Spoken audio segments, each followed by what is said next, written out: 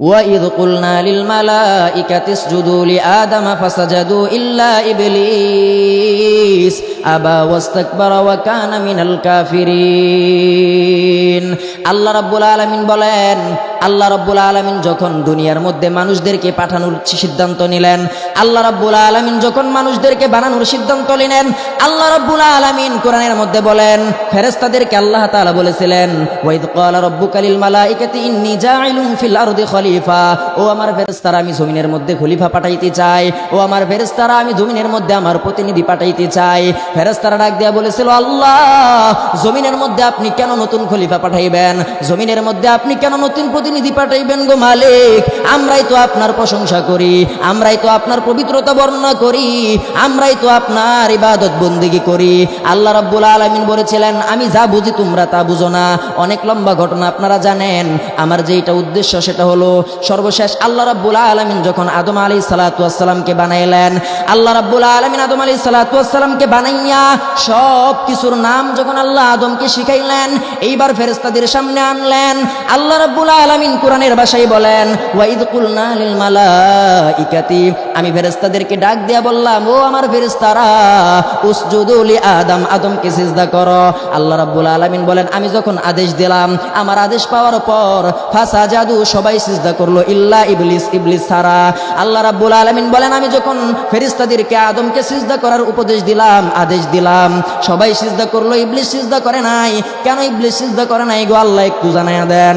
আল্লাহ রাব্বুল আলামিন বলেন, ইবলিস সিজদা করে নাই এর কারণ হলো আবা ওয়াস্তাকবার, সে অহংকার করলো, অহংকার করে সিজদা করে নাই। ওয়া কানা মিনাল কাফিরিন, অহংকারের ফলে আল্লাহ রাব্বুল আলামিন ইবলিসকে কাফেরের অন্তর্ভুক্ত বানাইয়া দিলেন। নাউজুবিল্লাহ বলেন। তো আল্লাহ রাব্বুল আলামিন অহংকার করার কারণে ইবলিসকে কাফের বানাইয়া দিলেন। যে ইবলিসকে আল্লাহ রাব্বুল আলামিন নিজেই মুআল্লিমুল মালায়েকা বানিয়েছিলেন, যে ইবলিসকে আল্লাহ রাব্বুল আলামিন এত সম্মান দিয়েছিলেন, যে ইবলিসকে আল্লাহ রাব্বুল আলামিন এত ইজ্জত দিয়েছিলেন, এত মান এত শান দিয়েছিলেন, মুআল্লিমুল মালায়েকা বানিয়েছিলেন, সেই ইবলিসকে আল্লাহ রাব্বুল আলামিন শুধুমাত্র অহংকারের কারণে আসমান থেকে বের করে দিলেন, জান্নাত থেকে বের করে দিলেন। আল্লাহ রাব্বুল আলামিন এই ঘটনায় কোরআনের অন্য জায়গার মধ্যে সূরাতুল আরাফের মধ্যে আরেকটু বিস্তারিত বলেন। আল্লাহ রাব্বুল আলামিন বলেন, ওয়ালাকাদ খালাকনাকুম সুম্মা সাওয়ারনাকুম সুম্মা কুলনা লিল মালাইকাতি ইসজুদু লি আদম ফাসাজাদু ইল্লা ইবলিস লাম ইয়াকুম মিনাস সাজিদিন। আল্লাহ রাব্বুল আলামিন বলেন, আমি তোমাদেরকে বানাইলাম, তোমাদের চেহারাটারে বানাইলাম, আকৃতি দিলাম, সূরত বানাইলাম, তারপর আমি ফেরেশতাদেরকে বললাম, ও আমার ফেরেশতারা উসজুদু লি আদম, আদমকে সিজদা করো, ফাসাজাদু ইল্লা ইবলিস লাম ইয়াকুম মিনাস সাজিদিন। আমার সমস্ত ফেরেশতারা ইবলিসকে আদমকে সিজদা করলো, কিন্তু ইবলিস সিজদাকারীদের অন্তর্ভুক্ত হয় নাই। ইবলিস যখন আল্লাহ রাব্বুল আলামিনের হুকুম মানে নাই, ইবলিস যখন আল্লাহ রাব্বুল আলামিনের আদেশকে মানে নাই, এইবার আল্লাহ রাব্বুল আলামিন ইবলিসকে জিজ্ঞেস করে, ও ইবলিস মা মানাকা আল্লাহ তাসজুদা ইয আমারতুক, তুমি কেন আমার আদেশ পাওয়ার পরও সিজদা করলা না? এমন কি হইল, এমন কোন জিনিস পাইলা, এমন কি তোমাকে আমার আদেশ থেকে বাধা প্রদান করলো, কেন তুমি সিজদা করলা না আদমকে? এইবার ইবলিস ডাক দেয়া কয়, আনা খায়রুম মিনহু, আমি তো আদমের থেকে উত্তম, এই জন্য আমি আদমকে সিজদা করি নাই। কেমনে তুমি উত্তম হইলা? ইবলিস ডাক দেয়া কয়, খলাকতানি মিন নারি ওয়া খলাকতাহু মিন তিন, আমারে তো বানাইছেন আগুন দিয়া, আদমকে বানাইছেন মাটি দিয়া। মাটির তৈরি আদমের চাইতে আমি আগুনের তৈরি ইবলিস বড় দামি, এই জন্য আমি আগুনের তৈরি হইয়া মাটির তৈরি আদমকে কোনোদিনও কখনো সিজদা করতে পারি না। এই কথা যখন ইবলিস বলে, আল্লাহ রাব্বুল আলামিন বলে, ফাহাবিত মিনহা ফামা ইয়াকুনু লাকা আন তাতাকাব্বারা ফিহা ফাখরুজ ইন্নাকা মিনাস সাগিরিন। হে ইবলিস, তুমি আমার সামনে দাঁড়াইয়া অহংকার করলা, এই ইবলিস তুমি আমার সামনে দাঁড়াইয়া আমার হুকুম অমান্য করলা। আমি আল্লাহ বললাম আদমকে সিজদা করার জন্য, তুমি সিজদা করো নাই। আমার আসমানের মধ্যে থাইকা অহংকার করার অধিকার তোমারে কেউ দেয় নাই, আমার আসমানের মধ্যে থাইকা অহংকার করতে পারবা না। যাও যাও, আমার আসমান থেকে বের হয়ে যাও, আমার আসমান থেকে নেমে যাও। শুধুমাত্র সম্মানের সাথে নামে যে নাইমা যাইবা এরকম না, তুমি আমার আসমান থেকে নিচু হইয়া ছোট্ট হইয়া নেমে যাও। এইবার ইবলিস আল্লাহ রাব্বুল আলামিনের কথা শুইনা দমক খাইয়া চুপ কইরা বসে থাকে নাই। ইবলিসটা মনে মনে চিন্তা করে, একটা চান্স নেই, আল্লাহ রাব্বুল আলামিন যেহেতু আসমান থেকে বের করে দিলেন, দেখবেন কিছু শয়তান আছে যখন শয়তানি করে কয় একটু যেহেতু করছি আর একটু কইরেই ফেলাই, চুরি যেহেতু করমু একটু বড় কইরেই করি, সুদ যেহেতু খাইছে একটু বেশি কইরাই খাই। শয়তানি এই শয়তানিটা ওই দিন করলেন, মনে মনে চিন্তা করলেন কাফের তো হইছি, লানত তো পাইছি, আল্লাহ যেহেতু বের কইরাই দিছে একটু চান্স লয়া লই। এইবার ইবলিস আল্লাহ রাব্বুল আলামিনকে ডাক দেয়া কয় আযিরনি ইলা ইয়াউমি ইউবাসুন, ও আল্লাহ তুমি আমারে কাফের বানাইয়া দিলা, ও আল্লাহ তুমি আমারে লানত দিলা, ও আল্লাহ তুমি আমারে জান্নাত থেকে বের কইরা দিলা, আসমান থেকে বের কইরা দিলা। তবে আল্লাহ তোমার কাছে একটা দরখাস্ত জানাই গো আল্লাহ, তোমার কাছে একটা ফরিয়াদ জানাই গো আল্লাহ, এই জান্নাত থেকে বের কইরা দিছো কোনো সমস্যা নাই, আমি কিয়ামত পর্যন্ত সময় চাই গো মালিক, আমারে কিয়ামত পর্যন্ত হায়াত দাও, কিয়ামত পর্যন্ত হায়াত চাই। আল্লাহ রাব্বুল আলামিন ডাক দেয়া কই দিয়া দিলাম তোর কিয়ামত পর্যন্ত হায়াত। এইবার ইবলিস যখন কিয়ামত পর্যন্ত হায়াত পাইলো, পাইয়া খুশিতে একটা লাভ দিয়া ডাক দেয়া কয় ফাবিমা আগওয়াইতানি লা আকুদান্না লাহুম সিরাতাকাল মুস্তাকিম, কিয়ামত পর্যন্ত হায়াত দিলা, যে আদমরে তুমি বানাইলা, আদমের জন্য আজকে আমি অপমানিত হইলাম, আদমরে সিজদা না করার কারণে আমি লাঞ্ছিত হইলাম, আদমকে সিজদা না করার কারণে আমি লানত প্রাপ্ত হইলাম, আদমকে সিজদা না করার কারণে আমি অভিশাপ প্রাপ্ত হইলাম, জান্নাত থেকে বহিষ্কার হইলাম, আসমান থেকে বের হইতে হইল, চিরদিনের জন্য কাফের ঘোষিত হইলাম। কথা দিলাম আল্লাহ এই আদমের কোনো সন্তানকে আমি জান্নাতে যাইতে দিব না। ইবলিস আল্লাহরে চ্যালেঞ্জ করে, আল্লাহ কথা দিলাম এই আদমের কারণে আমি জান্নাত থেকে বের হইছি, এই আদমের কারণে আমি জাহান্নামী হইছি, এই আদমের কোনো সন্তানকে আমি জান্নাতে যেতে দিব না, কথা দিলাম। ফাবিমা আগওয়াইতানি লা আকুদান্না লাহুম সিরাতাকাল মুস্তাকিম, যখনই তারা মসজিদের দিকে যাবে আমি সরল সুদা পথটার মধ্যে বসে যাব, মসজিদে যাইতে দিব না, সিনেমার দিকে পাঠাবো। যখনই তারা মাহফিলের উদ্দেশ্যে রওনা দিবে মাহফিলে যাইতে দিব না, মোবাইল নিয়ে পাবজি আর ফ্রি ফায়ার নিয়ে আর নাটক আর কৌতুক নিয়ে তাদেরকে রাস্তার মুড়ে মুড়ে বসাইয়া দিব। এই চ্যালেঞ্জ শয়তান আল্লাহ রাব্বুল আলামিনকে আরো হাজার হাজার বছর আগেই দিয়েছে। তো শুধুমাত্র এই চ্যালেঞ্জ দিছে বিষয়টা এরকম না, শয়তান চ্যালেঞ্জ দেওয়ার পর তার যে তৈরি ফাঁদ,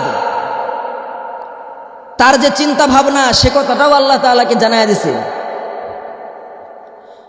শয়তান আল্লাহ রাব্বুল আলামিনকে ডাক দেয়া কয় আল্লাহ তোমার কোনো আদম সন্তানকে আমি জান্নাতে হইতে দিব না, জাহান্নামী বানিয়েই ছাড়বো। আল্লাহ রাব্বুল আলামিন কয় আদম রে, শয়তান রে তুই কিভাবে আমার বান্দাদেরকে গুমরা করবি। এইবার শয়তান ডাক দেয়া কয় আল্লাহ তোমার বান্দারে আমি সামনে থেকে আক্রমণ করব, তোমার বান্দারে আমি পেছন দিক থেকে আক্রমণ করব, তোমার বান্দারে আমি ডান দিক থেকে আক্রমণ করব, তোমার বান্দারে আমি বাম দিক থেকে আক্রমণ করব, চতুর্মুখী আক্রমণ কইরা তোমার বান্দারে ঈমান হারা বানাইয়া চিরস্থায়ী জাহান্নামে পাঠাবো। বিশ্বাস করেন শয়তান আমাদেরকে ওই দিন ওপেন চ্যালেঞ্জ দিয়েছে, ওপেন চ্যালেঞ্জ শয়তান দিয়েছে, এই আদম সন্তানকে শয়তান জান্নাতে যেতে দিবে না। আল্লাহ রাব্বুল আলামিন এই চ্যালেঞ্জ শোনার পরে আল্লাহ রাব্বুল আলামিন বলেন তুই শয়তান যারা তোর অনুসরণ করবে তোদের সবগুলারে একসাথে আমি জাহান্নামে নিক্ষেপ করব। আল্লাহ রাব্বুল আলামিনের ঘোষণা স্পষ্ট, শয়তানের অনুসরণ যারা করবে শয়তানের সাথে তারাও জাহান্নামে যাবে। শয়তান অহংকার করেছিল, যারা অহংকার করবে তারাও জাহান্নামে যাবে। তো শয়তান যে ওই দিন আল্লাহ রাব্বুল আলামিনকে বললেন আল্লাহ তোমার কোন আদম সন্তানকে আমি জান্নাতে যাইতে দিব না, জাহান্নামের রাস্তা দিব। আল্লাহ তো কোরআনের মধ্যে বলেছেন ফারিকুম ফিল জান্নাতি ওয়া ফারিকুম ফিস সাঈর, রাস্তা দুইটা, একটা জান্নাতের একটা জাহান্নামের। এইবার যদি শয়তান যদি জান্নাতের রাস্তা থেকে সরাইয়া দেয় আর একটা রাস্তাই তো থাকে জাহান্নামের রাস্তা। বিশ্বাস করেন মুসলমান, এই যে আজকে বাংলাদেশের মধ্যে যত ইসলাম বিরোধী শক্তি দেখেন সবগুলা শয়তানের চেলা চামচা। আজকে যতই দেখেন না কেন তসলিমা নাসরিন, জাফর ইকবাল, শাহরিয়ার কবিরদেরকে দেখেন, এই সবগুলা শয়তানের দূষর। ওদের টার্গেট একটাই, শয়তানের মিশনকে বাংলার জমিনে বাস্তবায়ন করার জন্য। ও মুসলমান, শয়তান তো চ্যালেঞ্জ দিয়েছে আল্লাহ রাব্বুল আলামিনকে আমাদেরকে জান্নাতে যাইতে দিবে না। আমরাও তো মুসলমান হিসাবে একটা চ্যালেঞ্জ দিতে চাই, বলেন ঠিক কিনা? শয়তান যেহেতু চ্যালেঞ্জ দিয়েছে, আল্লাহ রাব্বুল আলামিনের সাথে চ্যালেঞ্জ করেছে, আমাদের একটা চ্যালেঞ্জ, পাল্টা চ্যালেঞ্জ দেওয়ার দরকার আছে না নাই? জোরে চিল্লায় বলেন আছে না নাই? আমরা আজকে এই বীর খারুয়া থেকে আমরা আজকে শয়তানকে চ্যালেঞ্জ করে দিতে চাই। এতটুকু মাথায় রাখেন, শয়তান আমাদের কথা শুনতেছে। এতটুকু মাথায় রাখেন, শয়তান আমাদের কথা শুনতেছে। আমরা সরাসরি শয়তানের কথা শুনি নাই, তবে লফজান লফজান শয়তান যেই কথা বলছে হুবহু ওই কথাটাই কোরআনের মাধ্যমে জানতে পারছি। এবার আমরাও শয়তানরে পাল্টা একটা চ্যালেঞ্জ দিতে চাই। ও শয়তানের বাচ্চা, বাংলার জমিনের মধ্যে মুসলমানদের সন্তানদের ঈমানকে নষ্ট করে যদি কাফের বেঈমান বানাইয়া জাহান্নামী বানাইতে চাও, খোদার কসম করে বলতে পারি এই বাংলার জমিনে চতুর্দিক থেকে যত নাস্তিক মুরতাদ আসবে, উলামায়ে দেওবন্দ কওমির উলামায়ে কেরাম সকলকে প্রতিহত করবে। চিল্লায় বলেন ঠিক কিনা? এই বাংলার জমিনে আজও পর্যন্ত 30,000-এর উপরে কওমি মাদ্রাসা আছে। আপনারা জানেন 30,000-এর উপরে কওমি মাদ্রাসা আছে শয়তানের চ্যালেঞ্জ মোকাবেলা করার জন্য।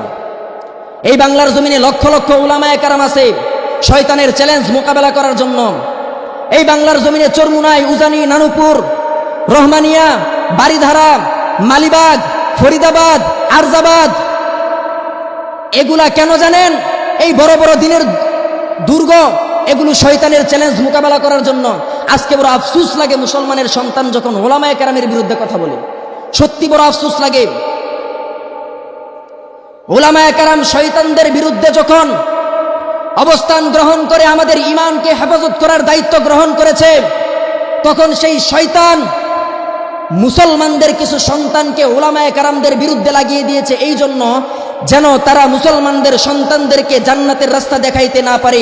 এই জন্য মুসলমানদের সন্তানদেরকে উলামা বিদ্বেষী বানানোর চক্রান্ত হাতে নিয়েছে শয়তান। উলামায়ে কেরাম বাংলার জমিনের মধ্যে টেকনাফ থেকে তেতুলিয়া, রূপসা থেকে পাতুরিয়া 56,000 বর্গ মাইলের মধ্যে উলামায়ে কেরাম সফর করে করে শয়তানের মুখোশ উন্মোচন করা শুরু করেছে। আজকে আমি আপনাদেরকে বলে চাই, শয়তানের নতুন একটা চাল হলো মানুষদেরকে উলামা বিদ্বেষী বানানো। শয়তানের নতুন একটা চাল হলো মানুষদেরকে ইমাম বিদ্বেষী বানানো। শয়তানের নতুন একটা চাল হলো মানুষদেরকে কোরআন সুন্নাহ বিদ্বেষী বানানো, কওমি মাদ্রাসা বিদ্বেষী বানানো। এটা শয়তানের নতুন একটা চাল। সুতরাং শয়তানকে যদি আমরা পাল্টা চ্যালেঞ্জ করতে চাই, ও শয়তান তুমি চ্যালেঞ্জ করেছো আমাদেরকে জাহান্নামে নিবা, জান্নাতে যাইতে দিবা না। আমরাও চ্যালেঞ্জ করলাম, প্রতিজ্ঞা করলাম জাহান্নামে যাব না, আমরা মুহাম্মদের উত্তরসূরি জান্নাতেই যাব ইনশাআল্লাহ।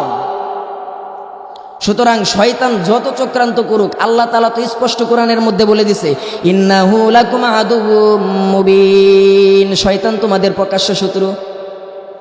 আল্লাহ রাব্বুল আলামিন কোরআনের মধ্যে বলে দিছে না শয়তান তোমাদের প্রকাশ্য শত্রু, এটা তো আমরা জানি। সুতরাং শয়তানের সাথে কোনোদিনও মুসলমানের বন্ধুত্ব হতে পারে না। শয়তান যেখানে মুসলমান সেখানে থাকতে পারে না, বরং মুসলমান থাকবে, উলামায়ে কেরাম যেখানে মুসলমান থাকবে সেখানে। স্পষ্ট কথা, বাংলাদেশ উলামায়ে কেরামদের দেশ, 95% মুসলমানের দেশ।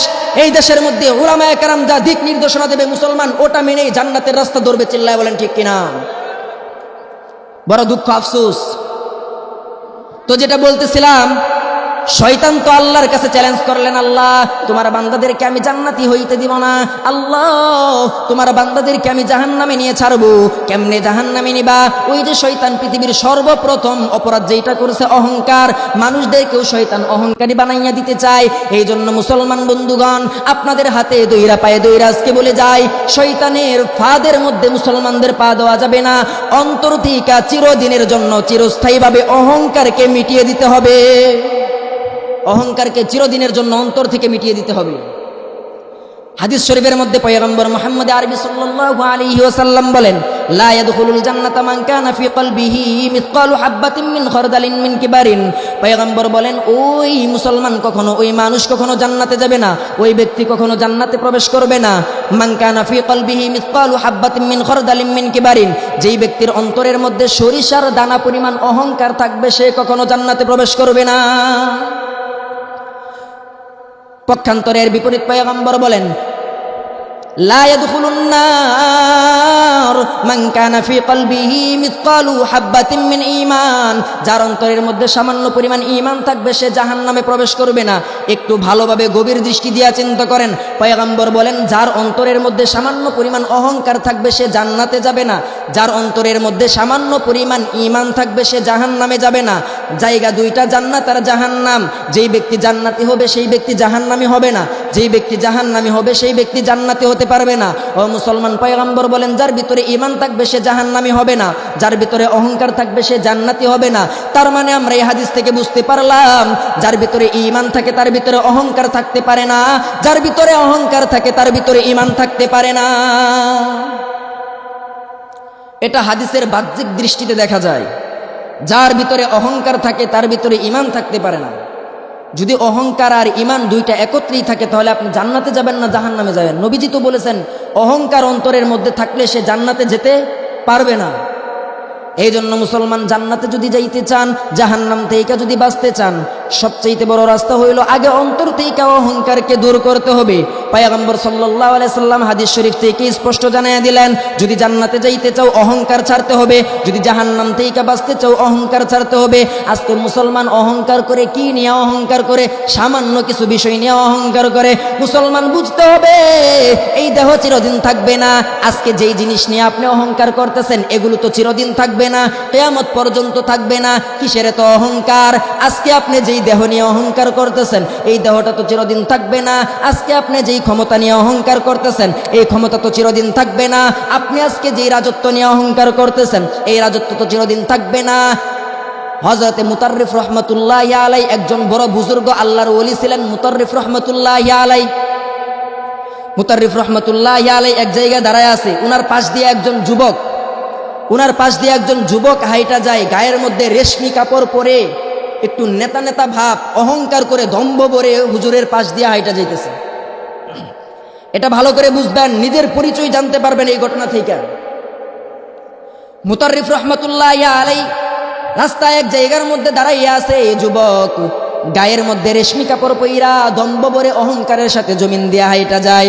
মুতাররিফ রাহমাতুল্লাহি আলাইহি ডাক দেয়া কই, যুবক রে তোমার কি হইল? তুমি এমন ভাবে চলাচল করতেছো কেন? এমন বেশভঙ্গি ধরলা কেন? যেই বেশ ধরলে পরে আমার আল্লাহ রাগান্বিত হইয়া যায়, এমন অহংকার কইরা রাস্তা দিয়া হাইটা যাইতেছে কেন? যুবক ডাক দেয়া কয় আতারিফুনি, আপনি আমারে চিনেননি আমি কে? আপনি আমারে চিনেন আমি কে? মুতাররিফ রাহমাতুল্লাহি আলাইহি বললেন, যুবক এত অহংকার কইরা দম্ভ বইরা রাস্তা দিয়ে হাইটা যাইতেছো কেন? যুবক ডাক দিয়া কয় আপনি আমারে চিনেন আমি কে? দেখেন না বর্তমান সময়েও এমন আছে, রাস্তায় দাঁড়াইয়া সিগারেট খাই, মুরব্বী দেখে বলে এই মিয়া সিগারেট খাও কেন? কয় আপনি আমারে চিনেন আমি কে? আমি অমুক দলের সভাপতি। আমার বাপের অত পাওয়ার, আমার বাপের টেকার অভাব নাই। জানেন আমার ক্ষমতা সম্পর্কে জানেন? দেখবেন নাম চিন্তা ভাবনা যারা করে তাদের জন্য এই কথাটা। যুবক ডাক দিয়া কই আতারিফুনি, আপনি আমার চিনেন নাকি আমি কে? এবার মুতাররিফ রাহমাতুল্লাহি আলাইহি ডাক দিয়া কই, যুবক রে আফসোস তোমার জন্যে, আমি তো তোমারে খুব ভালো কইরা চিনি কিন্তু তুমি তোমারে চিনো না।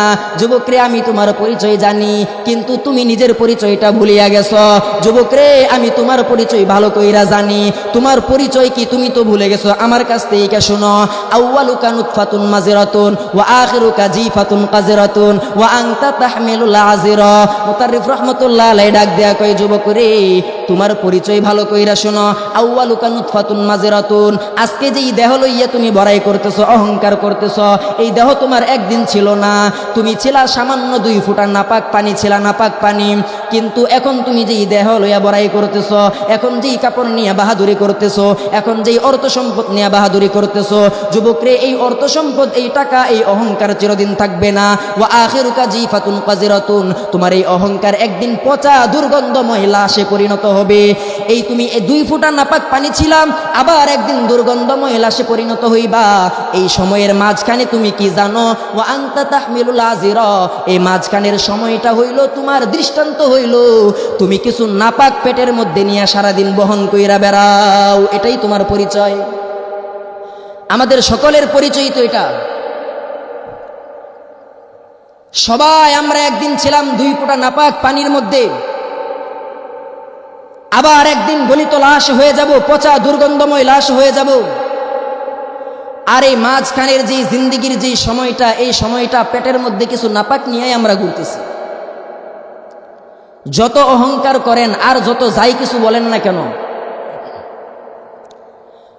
আপনার প্রিয় মানুষটা আপনাকে যত মহাব্বতেই করুক, যুবক যখন যুবতীকে ভালোবাসে, যুবতীও যখন যুবককে বলে যে আমিও তোমাকে প্রাণের চাইতেও বেশি ভালোবাসি, বলেন তো 2 জন যদি একসাথে দেখা করার জন্য ঢাকার রমনা পার্কে যায়, আর যদি যুবক যদি যুবতীর সামনে কাপড় নষ্ট কইরা ফালায়, ওই যুবতী ওখানে থাকবে? থাকবে? তাহলে কই গেল আপনার অহংকার? কোথায় গেল আপনার এই দেহের অহংকার, বড়াই, বাহাদুরি? এই ময়লাটাই তো আপনি ভিতরে নিয়ে ঘুরতেছেন, তাই না? যুবক যুবতী ভালোবাসা বিনিময় করার জন্য এক জায়গায় একত্রিত হয়েছে। যুবকের সর্দি লাগছে, সর্দি, আর নাক দিয়া মাশাল্লাহ পড়তেছে যা পড়ার। বলেন যুবতী এখানে থাকবে? থাকবে না তো। তাহলে কোথায় আপনার অহংকার?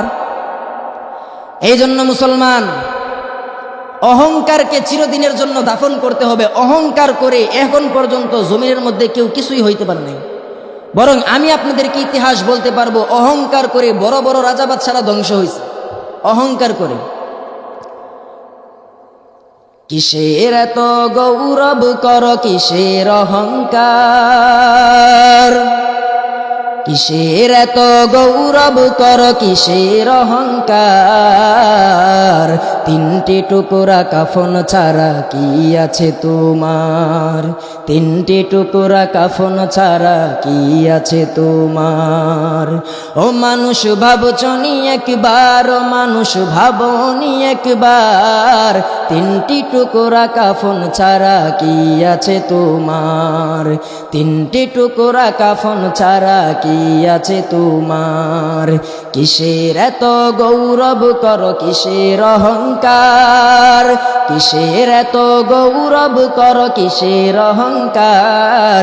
তিনটি টুকরা কাফন ছাড়া কি আছে তোমার? তিনটি টুকরা কাফন ছাড়া কি আছে তোমার? আমার আমার বলে যাহা করছো দাবি ভবে, নিঃস্ব হাতে যেতে হবে, মরবা তুমি যবে। বিশ্বাস হয়? কেউ কিছু নিয়ে যাইতে পারবেন? আমার আমার বলে দাবি করছো যাহা ববে, শূন্য হাতে যেতে হবে, মরবা তুমি যবে। মিছে আশা ভালোবাসা, মিছে আশা ভালোবাসা, মায়ার সংসার। তিনটি টুকরা কাফন ছাড়া কি আছে তোমার?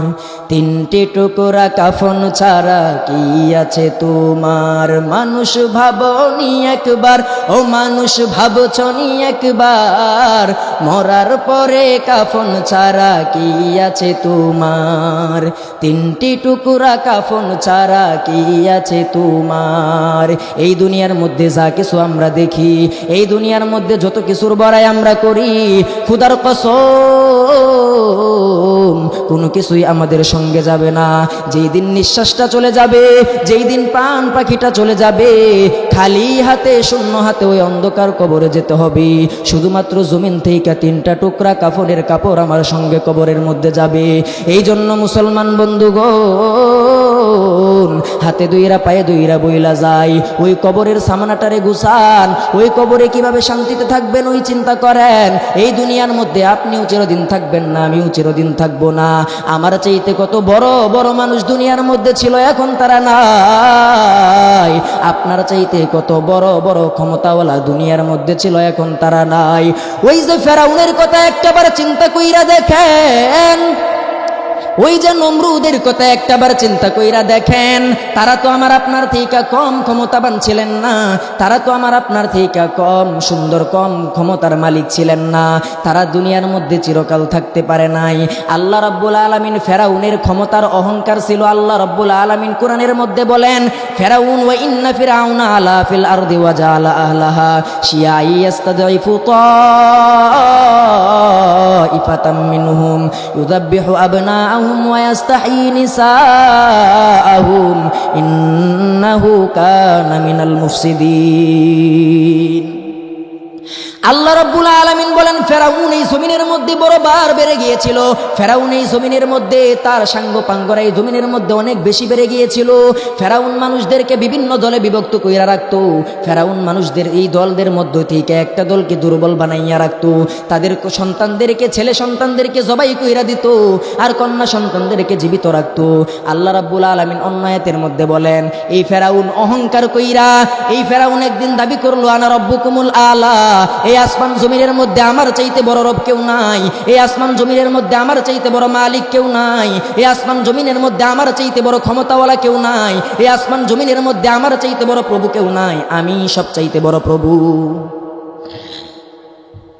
ফেরাউন যখন দাবি করলেন আনা রব্বুকুমুল আলা, আমি সবচাইতে বড় প্রভু, আমি সবচাইতে বড় মালিক, আল্লাহ রাব্বুল আলামিন কোরআনের মধ্যে কয়, আমি এই ফেরাউন দাবি করার পর এক পর্যায়ে মানুষ যখন ফেরাউনের বিচারের প্রতি অতুষ্ট হয়ে গেলেন, ফেরাউনের প্রতি যখন মানুষ ক্ষুব্ধ হয়ে গেলেন, মানুষের দোয়া যখন আল্লাহর কাছে কবুল হয়ে গেল, মানুষের দোয়া যখন আল্লাহর আরশে পৌঁছায় গেল, আল্লাহ রাব্বুল আলামিন বলেন আমি মুসা আলাইহিস সালাতু ওয়াস সালামকে তার দল সহ মুক্তি দিয়ে দিলাম, নীল দরিয়া পার করে দিলাম। ফেরাউন যখন দরিয়া পার হইতে গেল, ফেরাউন যখন দরিয়ার মধ্যে ডুইবা ডুইবা মরে, তখন ফেরাউন ডাক দিয়া কয় আমানতু আন্নাহু লা ইলাহা ইল্লাল্লাযী আমানাত বিহি বানু ইসরাঈল ওয়া আনা মিনাল মুসলিমিন। এইবার যখন আল্লাহ রাব্বুল আলামিন ফেরাউনরে চুবাইয়া চুবাইয়া দরিয়ার মধ্যে মারে, ফেরাউন ডাক দিয়া কয় আমি ঈমান আনলাম ওই আল্লাহর উপর, যে আল্লাহর উপর বনি ইসরাঈল ঈমান আনছে, আমি সাক্ষ্য দিলাম ওই আল্লাহ ছাড়া আর কোনো মাবুদ নাই, আমিও মুসলমানদের অন্তর্ভুক্ত হইয়া গেলাম। কোথায় ক্ষমতার অহংকার? যেই ফেরাউন কিছুদিন আগেও বলেছিলেন আনা রব্বুকুমুল আলা, আমি পৃথিবীর সবচাইতে বড় প্রভু, যেই ফেরাউন দাবি করেছিলেন আমার চাইতে বড় প্রভু, বড় মালিক আসমান জমিনের মধ্যে আর কেউ নাই, এই ফেরাউনকে যখন আল্লাহ ধরছে, এইবার ফেরাউন কয় আমানতু আন্নাহু লা ইলাহা ইল্লাল্লাযী আমানাত বিহি বানু ইসরাঈল ওয়া আনা মিনাল মুসলিমিন। এইবার আর সে কয় না যে আমি সবচাইতে বড় প্রভু, এ কথা কয় না, কয় আমি ওই আল্লাহর উপর ঈমান আনছি। তাহলে ক্ষমতার অহংকার চিরদিন থাকে? থাকে না। ওই ফেরাউনের থাকে না। আর আমার আর আপনার কয় টাকার ক্ষমতা? আমার আর আপনার কতটুকু ক্ষমতা? ফেরাউনের ক্ষমতাই তো চিরদিন থাকে নাই। আল্লাহ রাব্বুল আলামিন কোরআনের মধ্যে নমরুদের ক্ষমতার কথা বলেন, আলাম তারা ইলাল্লাযী হাজ্জা ইব্রাহিমা ফি রাব্বিহি আন আতাহুল্লাহুল মুলক। আল্লাহ রাব্বুল আলামিন এই আয়াতের মধ্যে চমৎকার ভাবে উল্লেখ করেন, তোমরা কি দেখো নাই ওই যে ইব্রাহিম আলাইহিস সালাতু ওয়াস সালামের সাথে যে তর্কে লিপ্ত হয়েছিল, নমরুদের সাথে ইব্রাহিম আলাইহিস সালাতু ওয়াস সালাম যখন বসলেন, ইব্রাহিম আলাইহিস সালাতু ওয়াস সালাম ডাক দিয়া কয় আমার আল্লাহ মানুষের জীবন দান করে, আমার আল্লাহ মানুষের মৃত্যু দান করে, কিন্তু নমরুদ ডাক দিয়া কয় না না না, আনা উহি ওয়া উমিত। তোমার আল্লাহ মানুষের জীবন দেই না, আমি নমরুদ মানুষের জীবন দেই। নমরুদ ডাক দেয়া কয় না না না, তোমার আল্লাহ মানুষের জীবন দান করে না, মরণ দান করে না, আমি নমরুদ মানুষের জীবন দেই, মরণ দান করি। কিন্তু এক পর্যায়ে কি হইল? এই আয়াতের তাফসিরের মধ্যে, তাফসির ইবনে কাসিরের মধ্যে লেখেন, আল্লাহ রাব্বুল আলামিন যখন আসমান থেকে ফেরেশতা পাঠাইলেন নমরুদের কাছে দ্বীনের দাওয়াত দিয়া, তখন নমরুদ ওই ফেরেশতারে ডাক দিয়া কয় যাও তুমি তোমার বাহিনী নিয়ে আসো, আমি তোমার সাথে যুদ্ধের ঘোষণা করলাম। ওই ফেরেশতা যাইয়া আল্লাহ রাব্বুল আলামিনের কাছে দাবি জানায়, আল্লাহ একটা বাহিনী দিয়া দেন। আল্লাহ রাব্বুল আলামিন ডাক দিয়া কয় কারে মারবি? কয় নমরুদরে। কয় নমরুদরে মারার জন্য আমার কামানার বুলেটের দরকার নাই, নমরুদরে মারার জন্য 2025 সালের উন্নত প্রযুক্তির কোনো বিমান টিমানেরও দরকার নাই, নমরুদরে মারার জন্য একটা বোমাও আমি খরচ করব না, নমরুদরে মারার জন্য আমার সামান্য একটা বাহিনী মাসেই যথেষ্ট। তাফসীর ইবনে কাসিরের মধ্যে লেখেন, ওই দিন আল্লাহ তাআলার বাহিনী যখন আসে, তখন এমন ভাবে আসছে ওই আসমানে যে সূর্যটা দেখা যায়, আল্লাহর ওই বাহিনীর জন্য ওই সূর্যটাকে পর্যন্ত দেখা যায় নাই। ওই বাহিনী আইসা ফেরাউনের বাহিনীকে নিমিষে মুহূর্তের মধ্যে ধ্বংস করে দিলেন। ফেরাউন নমরুদের বাহিনী ওই বাহিনীর সামনে সামান্য কিছুক্ষণ পর্যন্ত টিকতে পারে নাই। শেষ পর্যন্ত একটা ন্যাংরা মশা, অসুস্থ মশা ফের নমরুদের নাক দিয়া ঢুইকা মগজের মধ্যে গিয়া বাসা বাঁধছে। ইবনে কাসির বলেন ওই মশা নমরুদের মগজের মধ্যে 400 বৎসর থাকছে, 400 বৎসর ওইখানে বাসা বাইদা ছিল। নমরুদের মগজের মধ্যে ওই ন্যাংরা মশা 400 বৎসর অবস্থান করছে। আল্লাহ রাব্বুল আলামিন তো ওই মশারে ট্রেনিং দিয়াই দিছেন, ও মশা তুই যাবি নমরুদের মগজে বৈশা একবারে মারবি না, কিছুক্ষণ পরে পরে খালি ঠুকরাবি, আর নমরুদ যেন বিষণ্ণ যন্ত্রণায় ভুগে, ওরে বুঝাইয়া দে জীবনকে দান করে আর মরণকে দান করে। ওই দিন নমরুদ মাথার যন্ত্রণায় চিৎকার করেছে, 400 বৎসর পাগলের মতো ঘুরেছে, শেষ পর্যন্ত জুতার বাড়ি খাইয়া জমিন থেকে বিদায় হয়েছে। কোথায়? যেই নমরুদ বলেছিলেন আনা উহি ওয়া উমিত, সেই নমরুদকে আল্লাহ জুতা দিয়া পিটাইয়া মারে। যেই ফেরাউন বলে আনা রব্বুকুমুল আলা, ওই ফেরাউনকে আল্লাহ চুবাইয়া চুবাইয়া মারে। খুদার কসম, আজকের বিশ্বের মধ্যে এই আমেরিকা বলেন, ইউরোপ বলেন, রাশিয়া বলেন, খুদার কসম কেউ চিরন্তন ক্ষমতার মালিক নয়, সবচাইতে বড় মালিক হলেন আমার আল্লাহ। চিৎকার দিয়া বলেন ঠিক কিনা? সবচেয়ে বড় মালিক কে? আল্লাহ। দৈনিক 5 ওয়াক্ত মুয়াজ্জিনের কণ্ঠে মসজিদের মাইকে, মসজিদের মিনার থেকে উচ্চারিত হয় আল্লাহু আকবার, আল্লাহু আকবার। আফসোস, মুসলমানদের সন্তান হিন্দি গান শুনে ওই গানের অর্থটা পারে। হিন্দি ছোট্ট ছোট বাচ্চায় হিন্দি পারে। কেমনে পারে? কয় কার্টুন দেখে শিখছে। মাদ্রাসার মধ্যে যেই ছাত্ররা পড়ে, আমি আমার কথাই বলি, যার যতটুকু দুর্বলতা আছে স্বীকার করা দরকার। 100% উর্দু এখনো আমি পারি না, 100% পারি না, অথচ আমি কদমিন হিসাবেই পড়ছি। কিন্তু ছোট্ট ছোট্ট ছেলে অনর্গল উর্দুতে হিন্দিতে কথা কয়। কেমনে কয়? হিন্দি মুভি দেখা, হিন্দি সিরিয়াল দেখা, হিন্দি কার্টুন দেখা। অথচ এই বাচ্চাটাকে আপনি জিজ্ঞেস করেন, মুয়াজ্জিনের কণ্ঠে মসজিদের মিনার থেকে যেই আওয়াজ আসলো আল্লাহু আকবার, আল্লাহু আকবার, এর অর্থ কি? বাচ্চাটা বলতে পারবে না। বাচ্চাটার হিসাব বাদ দিলাম, বাচ্চার যে আব্বা বাবা, তাকে গিয়ে জিজ্ঞেস করেন আল্লাহু আকবার, আল্লাহু আকবারের অর্থ কি? বলতে পারে না। এবার বাচ্চাটার দাদা মুরব্বী হয়ে গেছে, দাড়িগুলো পেকে গেছে, এক পা কবরে চলে গেছে, তাকে জিজ্ঞেস করেন আল্লাহু আকবারের অর্থ কি? সেও জানে না, সেও জানে না। অথচ এক হিন্দি নায়কের নাম জিজ্ঞেস করেন, নায়িকার নাম জিজ্ঞেস করেন, সুন্দর করে পটপট করে বলে দিবে। কিন্তু আল্লাহু আকবার, আল্লাহু আকবারের অর্থ বলতে পারে না। এই জন্যই তো আজকে মুসলমানদের ইমানের এই দুর্বলতা। আপনার সাথে যদি আমার যুদ্ধ হয়, মনে করেন আমি আর আপনি শত্রু। এখন আপনি আমার ক্ষমতা সম্পর্কে জানেন, আমার 1000 কোটি টাকা আছে, আমার বন্ধু বান্ধব অমুক দলের নেতা, অমুক দলের নেতা, আপনি জানেন। কিন্তু আপনার ক্ষমতা কতটুকু এটা আপনি জানেন না। আমার ক্ষমতা সম্পর্কে আপনি জানেন, কিন্তু আপনার ক্ষমতা কতটুকু এটা আপনি জানেন না। বলেন তো, আপনার কি সাহস বাড়বে না কমবে? কমবে, কারণ আপনি তো জানেন আমার অনেক ক্ষমতা, কিন্তু আপনার ক্ষমতা কতটুকু এটা তো জানেন না। মুসলমানদের অবস্থা এটাই হয়েছে। মুসলমান সারাদিন ইউটিউবের মধ্যে, নেটের মধ্যে গাড়াগাড়ি করে 2025 সালের পৃথিবীর সবচেয়ে সুপার পাওয়ার কোন কোন দেশ, ওইখানে গিয়া দেখে আমেরিকা, রাশিয়া, ভারত। কই আল্লাহর নাম তো ওইখানে নাই। পৃথিবীর সুপার পাওয়ার 10টা দেশ ইউটিউবাররা বিভিন্ন তালিকা করছে। আমেরিকার নাম আছে 1 নম্বরে, রাশিয়ার নাম আছে 2 নম্বরে, চীনের নাম আছে 3 নম্বরে, ভারতের নাম আছে 4 নম্বরে। কই আল্লাহর নাম তো 1 নম্বরেও নাই। বলেন আল্লাহর কত বড় রাজত্ব, এই কথা কি ইউটিউবের মধ্যে থাকতে হবে? আরে আপনি আপনার যে ধর্মগ্রন্থ কুরআন পড়েন না, তাহলেই তো আপনি জানতে পারেন আল্লাহ রাব্বুল আলামিনের ক্ষমতা কেমন। আয়াতুল কুরসির মধ্যে আল্লাহ রাব্বুল আলামিন বলেন,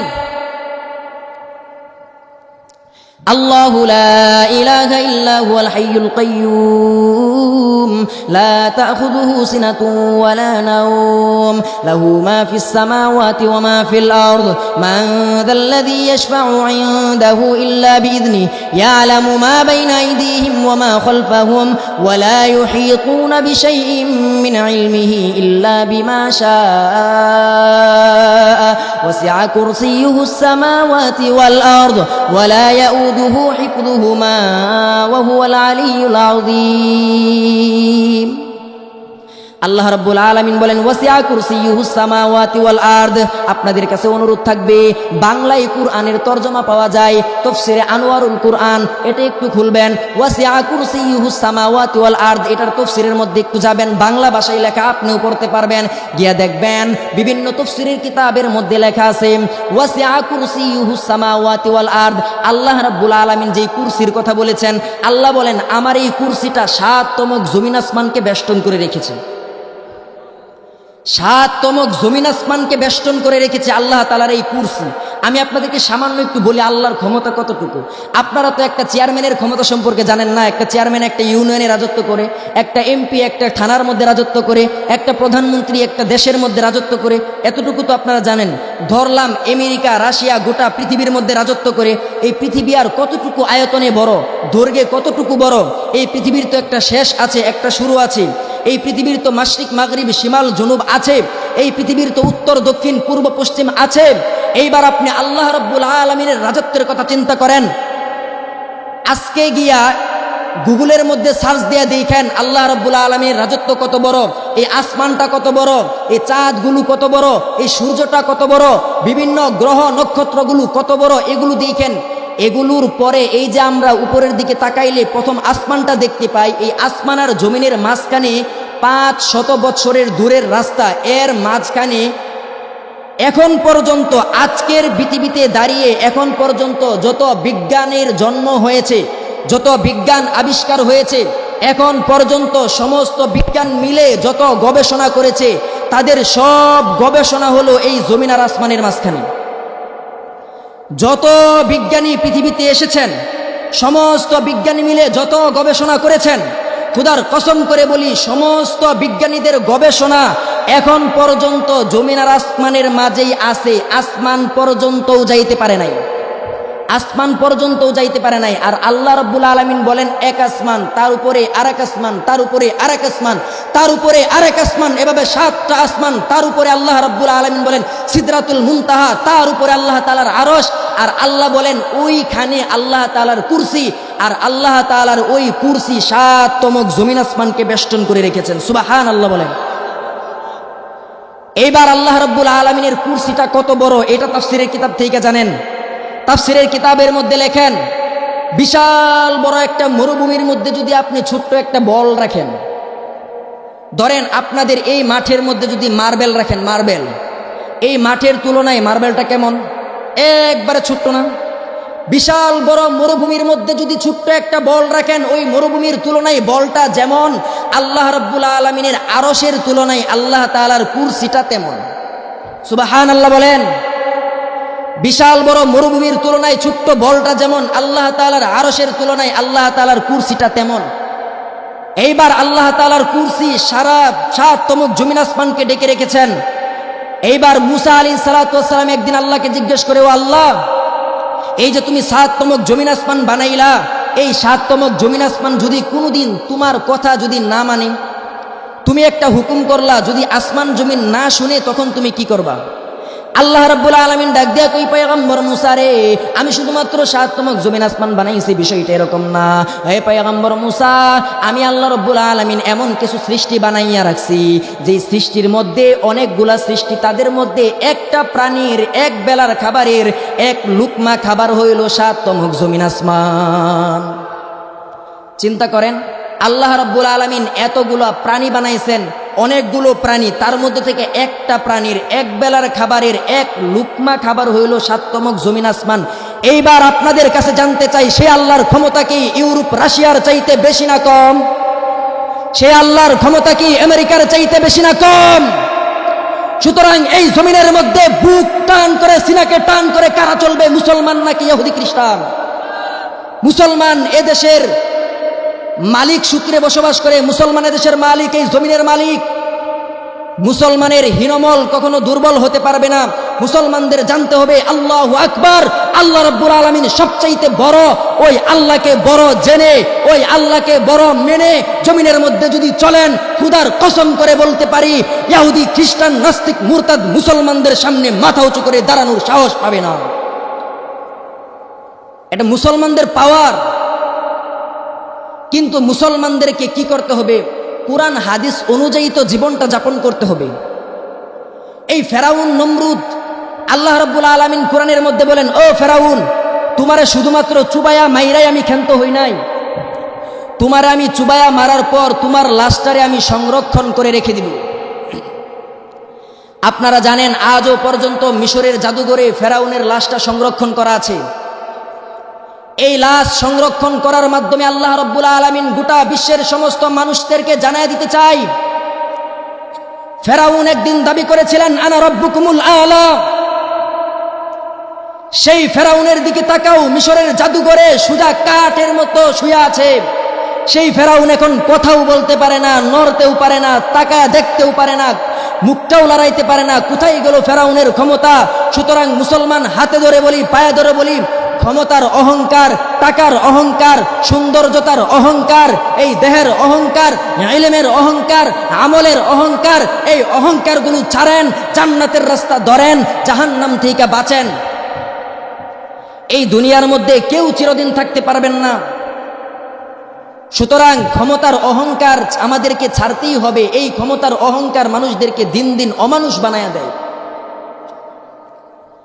তারপরে দেখবেন যার একটু চেহারাটা সুন্দর, যার চেহারাটা একটু সুন্দর, মাশাআল্লাহ, চেহারা একটু সুন্দর হইলে, চুলটা যদি একটু সুন্দর হয়, ফেসটা যদি একটু সুন্দর হয়, যার চেহারাটা একটু কালো, তারে দেখার টাইম নাই। এই সৌন্দর্যের বড়াই করে। খোদার কসম করে বলি, এই জমিনের মধ্যে কেউ যদি সৌন্দর্যতার অহংকার করত, সৌন্দর্যের বড়াই করত, তাহলে সবচাইতে বেশি হক রাখে আমার নবী মুহাম্মদুর রাসূলুল্লাহ সাল্লাল্লাহু আলাইহি ওয়াসাল্লাম। নবীজি কেমন সুন্দর ছিলেন এটি একটু আপনাদের বলি। আজকে আমি আপনি সৌন্দর্যের অহংকার করি। নবীজি কতটা সুন্দর থাকার পরেও অহংকার করে নাই। ছোট্ট একটা হাদিস বলে আপনাদেরকে বুঝাই। জাবের বিন সামুরা রাদিয়াল্লাহু তাআলা আনহু বলেন, রাআইতু রাসূলুল্লাহি সাল্লাল্লাহু আলাইহি ওয়াসাল্লাম ফি লাইলাতিন ইদহিয়ান, পূর্ণিমার চাঁদের রজনীতে আমি একদিন নবীজিকে দেখলাম, আলাইহি হুল্লাতুন হামরাউ, নবীজি লাল কাপড় পরে পূর্ণিমার চাঁদের রাতে বসে আছেন। ফাজালতু আনজুরু ইলাইহি ওয়া ইলাল কমার, আমি একবার নবীজির দিকে তাকাই, একবার ওই আকাশের পূর্ণিমার চাঁদের দিকে তাকাই, বুঝতে চেষ্টা করতেছিলাম ওই পূর্ণিমার চাঁদ বেশি সুন্দর নাকি আমার নবী বেশি সুন্দর। জাবের বিন সামুরা রাদিয়াল্লাহু তাআলা আনহু ডাক দেয়া কয়, একবার পূর্ণিমার চাঁদের দিকে তাকাই, একবার নবীজের দিকে তাকাই, আবার পূর্ণিমার চাঁদের দিকে তাকাই, আবার নবীজের দিকে তাকাই, বারবার তাকানোর পর সবশেষে আমি সিদ্ধান্ত নিলাম, ওই পূর্ণিমার চাঁদের চাইতেও হাজার গুণ সুন্দর আমার নবী মুহাম্মদুর রাসূলুল্লাহ। আম্মা জানা আয়েশা সিদ্দিকা রাদিয়াল্লাহু তাআলা আনহা ডাক দিয়া কয়, ও উম্মতে মুহাম্মাদি, মিশরের ইউসুফের সৌন্দর্যের কথা শুনছ? মিশরের ইউসুফের সৌন্দর্য দেইখা মিশরের নমরীরা ফল কাটতে কাটতে হাত কাইটা ফেলাইছে। আমার মুহাম্মদের সৌন্দর্যের কথাটাও শোনো, যেই মিশরের রমণীরা মিশরের ইউসুফ আলাইহিস সালাতু ওয়াস সালামের সৌন্দর্য দেইখা হাত কাইটা ফেলাইছে, ওই মহিলাগুলারে যদি আমার নবী মুহাম্মদের সামনে আনা হয়, খোদার কসম, ওই মহিলাগুলার হাতে যদি ফল দেওয়া হয়, ইউসুফ আলাইহিস সালাতু ওয়াস সালামের সৌন্দর্য তারা হাত কাটছে, আমার নবীর সৌন্দর্য দেখে তারা কলিজাটা পর্যন্ত কাটিয়ে ফেলাইতো। একটা হাদিস দেখান, একটা হাদিস যেখানে নবীজি সৌন্দর্য নিয়ে অহংকার করেছেন। নবীজির চুলের চাইতে সুন্দর চুল গোটা পৃথিবী তালাশ করেন, কোথাও পাবেন না। নবীজির নাকের চাইতে সুন্দর নাক গোটা পৃথিবী তালাশ করেন, কোথাও পাবেন না। নবীজির হাতের চাইতে সুন্দর হাত, নবীজির দেহের চাইতে সুন্দর দেহ, নবীজির চাইতে সুন্দর দৈহিক গঠন গোটা পৃথিবীর পশ্চিম থেকে পূর্ব, দক্ষিণ থেকে উত্তর তালাশ করেন, কোথাও খুঁজে পাবেন না। এত সুন্দর হওয়ার পরেও আমার নবী অহংকার করেন নাই। আপনি কোন সৌন্দর্যের অহংকার করেন? সুতরাং আপনাদের প্রতি আমার শেষ মেসেজ একটাই, সর্বপ্রথম কাজ হলো আমাদের অন্তর থেকে সমস্ত অহংকারকে বের করে দিতে হবে, নিজের আনানিয়াতকে মিটিয়ে দিতে হবে। আমি বড় কিছু না, আমি ছোট। ছোটকে স্নেহ করা, বড়কে সম্মান করা, অহংকার মিটিয়ে তারপর জমিনের মধ্যে ঈমান বুকে সিনাই ধারণ করে, মাথাটাকে উঁচু করে, ঈমানটাকে লালন করে, আল্লাহ রাব্বুল আলামিনকে সবচাইতে বড় জেনে, সমস্ত সুপার পাওয়ারদেরকে ছোট মনে করে, আল্লাহকে সবচাইতে বড় মনে করে, রাজত্ব করতেছি দুনিয়ায় মুসলমান এই ভাব নিয়ে সিনাটাকে টান করে মুসলমান জমিনের মধ্যে চলাফেরা করব। চিল্লায় বলেন ঠিক কিনা? আল্লাহ রাব্বুল আলামিন আমাদের সকলকে দ্বীনের জন্য, ইসলামের জন্য কবুল করুক। চিল্লায় বলেন আমিন। ওয়া আখিরু দাওয়ানা আলহামদুলিল্লাহি রাব্বিল আলামিন। আসসালাম।